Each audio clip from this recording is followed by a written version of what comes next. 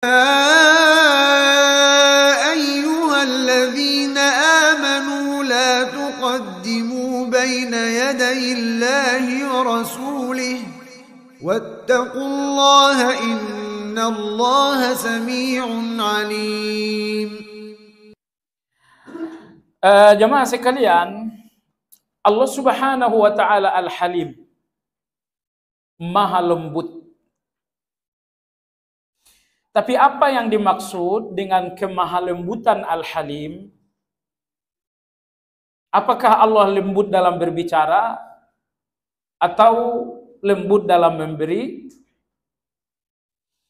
Sekedar mengulang saja, yang dimaksud dengan kemahalembutan Al-Halim bahwa Allah dzus safhi wal anah.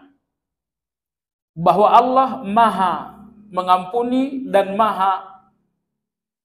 Maha menangguhkan hukuman. Maha mengampuni, yang kedua Maha menangguhkan hukuman.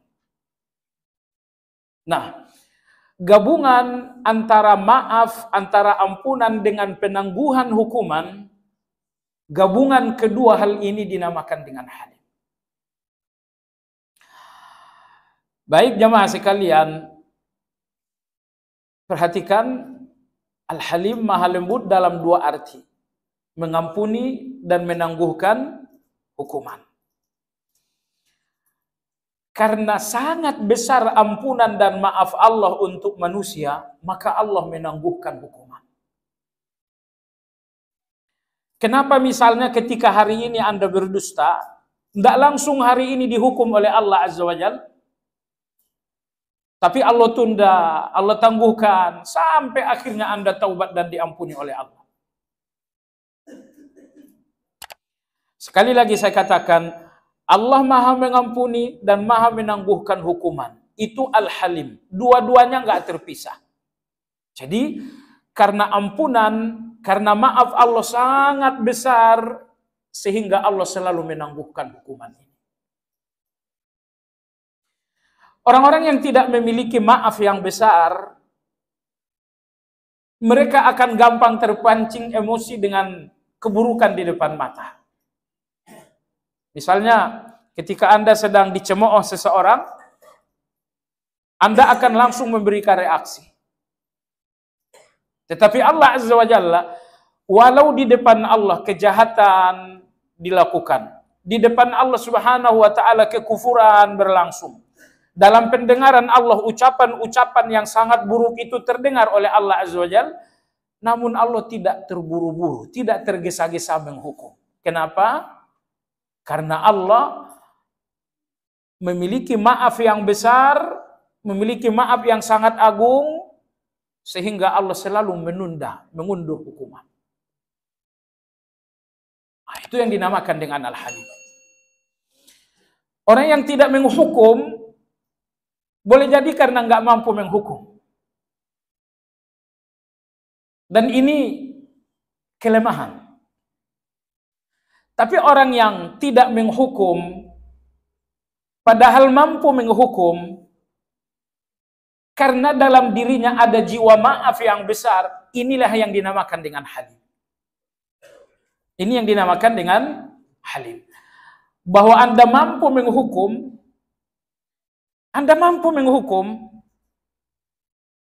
tapi Anda memilih untuk menangguhkan, untuk menunda. Siapa tahu dia berubah. Dan ternyata memang orang itu berubah dan Anda nggak menghukum. Itu dinamakan halim. Jadi kalau Anda nggak menghukum karena memang nggak mampu, itu tidak dinamakan halim. Tapi kalau Anda mampu menghukum, tapi Anda memilih tidak menghukum, karena dalam diri Anda ada maaf, maaf itu yang membuat Anda nggak menghukum atau menunda hukuman, ini dinamakan dengan halim. Baik. Sedikit mengulang, Allah Subhanahu wa taala Al-Halim, Maha lembut dengan dua pengertian tadi. Maha mengampuni dan Maha menunda hukuman. Jadi sekali lagi, karena ampunan Allah sangat besar, maka Allah selalu menunda hukuman.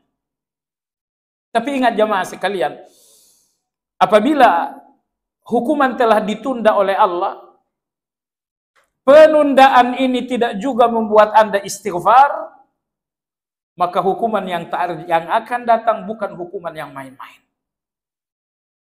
Biasanya itu hukuman yang akan menghancurkan kehidupan. Ini fakta di depan hidup. Dulu ada seorang bankir, ya salah seorang pejabat di Bank Indonesia. Saya pernah kasih nasihat, ditinggalkanlah riba ini nggak ada gunanya. Dalam agama kita dilaknat. Tapi masalah karena dia seorang pejabat, saya waktu itu setengah disemprot. Ya saya sih merasa disemprot aja. Jemaah sekalian, setelah berlalu waktu kurang lebih 20 tahun, saya berkunjung, rumah gedung itu hancur. Mobil-mobil mewah itu hancur. Ketiga orang anaknya semuanya hidup dalam keadaan yang sangat memprihatinkan. Ini salah satu contoh saja. Apabila hukuman ditunda oleh Allah dan kita nggak juga bertaubat, hati-hatilah dengan hukuman yang akan datang. Dan ingat, ujian Allah dua macam. Apabila Allah menguji Anda karena kebaikan Anda, berarti di belakang ujian itu ada nikmat yang sangat-sangat besar.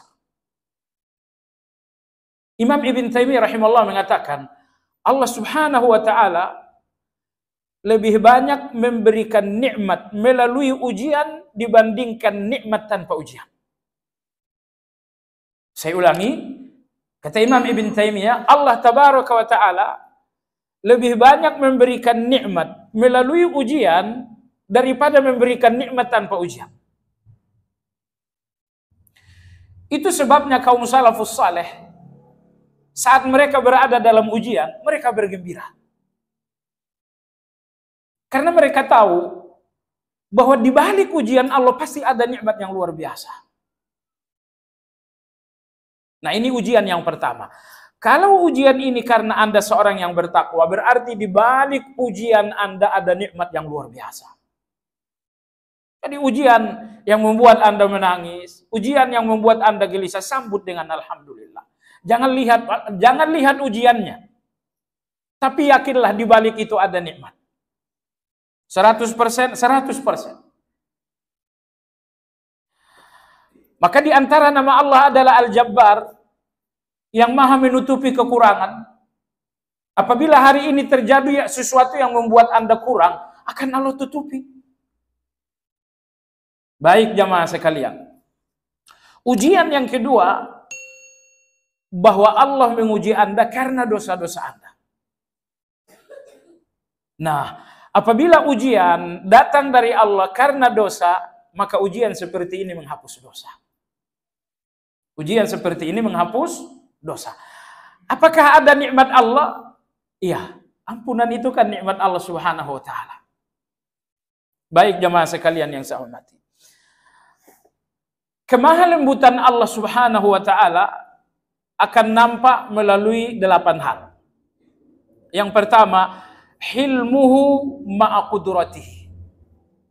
Allah maha lembut dengan segala kekuatan Allah untuk melakukan apapun. Allah mampu melakukan apapun kepada Anda saat Anda berdosa, tapi Allah memilih kelembutan. Ini kelembutan yang luar biasa. Allah memilih kelembutan, padahal Allah mampu melakukan segala-galanya. Nomor 2, hilmuhu ma'astighnaihi. Allah memilih kelembutan, padahal Allah tidak membutuhkan Anda. Terkadang kita memilih sikap lembut kepada seseorang karena kita membutuhkannya. Tapi betapa agungnya kelembutan Allah. Bahwa Allah lembut kepada Anda padahal seujung rambut pun Allah tidak butuh Anda. Ya salam. Anda lembut kepada anak karena Anda butuh anak. Anda lembut kepada atasan dan berusaha memaafkan atasan karena Anda butuh. Tapi Allah Azza wa Jalla, betapa agung kelembutan Allah ketika Allah lembut kepada Anda padahal Allah tidak membutuhkan Anda sama sekali. Betapa agung kelembutan Allah ini nomor 3, yasbiru alal usat. Di antara agung kelembutan Allah bahwa Allah memilih bersabar atas kejahatan manusia. Allah dengarkan semua dusta-dusta, tuduhan-tuduhan, tapi Allah memilih bersabar. Maka Nabi bersabda, la ahad asbara ala adhan yasma'uhu min Allah. Kata Nabi SAW, tidak ada yang paling bersabar atas sesuatu yang menyakitkan melebihi Allah Azza wa Jalla. Yu'sa, perhatikan, seluruh manusia terus-menerus maksiat kepada Allah. Wa yuqalu lahul walad, bahkan sebagian manusia menuduh Allah memiliki anak. Thumma innahu yu'afihim wa yarzuquhum. Namun Allah tetap memberikan perlindungan dan Allah pun nggak pernah menghentikan rezeki. Allahu Akbar. Anda lihat orang-orang kafir, mereka tuduh Allah itu bukan Tuhan. Sebagian mengakui Allah Tuhan tapi menuduh Allah punya anak. Tapi pernahkah Allah mengurangi rezeki untuk mereka? Allah tahan rezeki untuk mereka? Jawabannya tidak. Maka Nabi bersabda sallallahu alaihi wasallam, tidak ada yang paling sabar melebihi Allah. Allah dilawan dengan berbagai maksiat, Allah dituduh dengan berbagai macam fitnah, namun Allah tetap melindungi dan tidak pernah menahan rezeki dan pemberian. Kenapa? Inilah halim. Inilah kemahalembutan Allah. Bahwa Allah mengambil posisi bersabar terhadap kejahatan di depan Allah Azza wa Jalla. Di antara kemahalembutan Allah ini yang keempat, yang pertama, maha lembut Allah dengan segala kekuasaan dan kemampuannya. Yang kedua, maha lembut Allah padahal Allah nggak butuh dengan kita. Nomor 3, maha lembut Allah ketika Allah memilih bersabar atas kejahatan kita. Yang keempat, sitruhu lahum. Maha lembut Allah ketika Allah menutupi aib-aib dan kejahatan Anda. Jemaah sekalian, Allah tahu ucapan buruk Anda. Allah tahu apa saja yang Anda lihat dengan gadget Anda. Kejahatan Anda di depan Allah semuanya terdampak. Tapi Allah tabaraka wa ta'ala maha lembut, maka Allah memilih untuk merahasiakan saja kejahatan Anda. Bahwa Allah menutupi saja aib-aib Anda. Kemahalembutan Allah yang kelima, in'amuhu raghmal isyan. Betapa halim, maha lembut Allah. Ketika Allah tidak mengurangi rezekinya atau menahan rezekinya, meskipun manusia tidak menghentikan dosa. Orang kafir itu tidak menghentikan kekufuran mereka. Tapi nikmat Allah kepada mereka tetap saja Allah berikan. Tentu nikmat duniawi. Kalau nikmat ukhrawi Allah nggak kasih. Kemahalembutan Allah Subhanahu wa ta'ala yang keenam, man'uhul qunut. Bahwa Allah melarang manusia berputus asa dari Allah. Ya, jadi betapapun ujian sangat berat, kata Allah, jangan berputus asa. Betapapun dosa sangat besar, kata Allah, jangan putus asa dari ampunan. Jadi entah apalah yang ada dalam benak Anda, mungkin Anda sedang digelisahkan oleh ujian hidup yang berat, namun Allah berkata kepada Anda, wala taqtulu anfusakum innallaha kana bikum rahima. Sesempit apapun rezeki, namun Allah Maha Penyayang kepada kalian.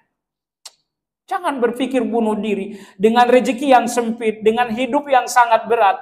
Jangan berpikir bunuh diri karena Allah sayang dengan kalian. Kalau persoalan besar Anda adalah dosa yang banyak, Allah berfirman, "Qul ya ibadi alladzina asrafu ala anfusihim la taqnatu min rahmatillah." Wahai Muhammad, katakan kepada hamba-hamba yang telah melampaui batas dalam berdosa. Dosanya melampaui batas. Kadang-kadang ada dosa tapi tidak melampaui batas. Itu dosa yang terjadi karena kejahilan. Tapi kalau dosa terjadi karena satu kezaliman,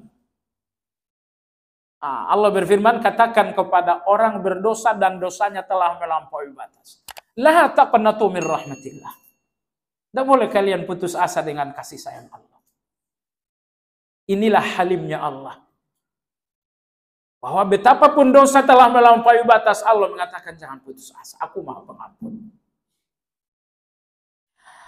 Jamaah sekalian yang saya hormati, di antara kemahalembutan Allah Subhanahu wa taala, yunadi bil imani madhan rahmat Islam. Bahwa orang-orang yang berdosa ini tetap saja Allah memanggilnya dengan ya ayyuhalladzina amanu. Ya ayyuhalladzina amanu tubu ilallahi taubatan nasuha. Wahai orang-orang beriman, bertaubatlah kepada Allah. Allah memanggil orang yang berdosa dengan wahai orang-orang yang beriman. Kenapa? Inilah kelembutan Allah. Meski di hadapan Allah ada hamba-hamba yang berdosa, namun Allah tetap memanggil mereka ya ayyuhalladzina amanu. Jemaah sekalian, itulah minimal 7 bentuk kemahalembutan Allah kepada kita semuanya. Puncaknya Anda lihat dalam beberapa ayat, salah satunya dalam surat Al-Kahfi Allah berfirman, wa rabbukal ghafuru dzur rahmah. Sambungannya apa? Law yu'akhidhuhum bima kasabu la'ajjala lahumul adzab bal lahum maw'idun lan yajidu min dunihi maw'ila wa rabbukal ghafuru dzur rahmah. Allah melihat kesalahan kalian dengan ampunan dan kasih sayang. Allah melihat kesalahan kalian dengan ampunannya dan dengan kasih sayangnya. Jadi kalau Anda bertanya, kacamata apa yang Allah gunakan melihat kesalahan manusia ini? Kacamata pertama ghafur, kacamata kedua dzur rahmah, wa rabbukal ghafuru dzur rahmah. Law yu'akhidhuhum bima kasabu la ajjala lahumul adzab. Seandainya setiap kali kalian bersalah lantas dihukum oleh Allah, kalian tidak lagi tinggal di muka bumi ini, tapi Allah memilih untuk menangguhkan kalian. Siapa tahu kalian bertaubat.